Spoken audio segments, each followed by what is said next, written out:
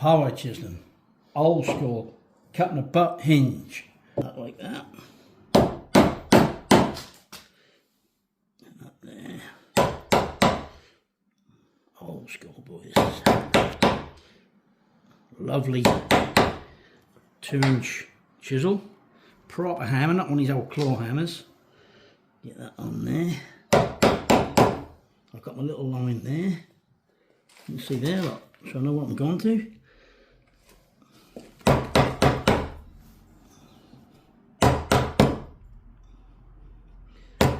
Old style, this is, boy. Right, just mark up on there. I'll cut inside of the line a little bit because I'll probably just take a little more out when I lay the hinge on there.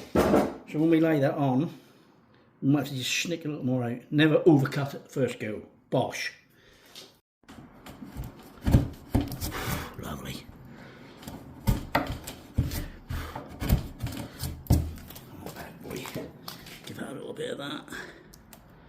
There. A little bit there.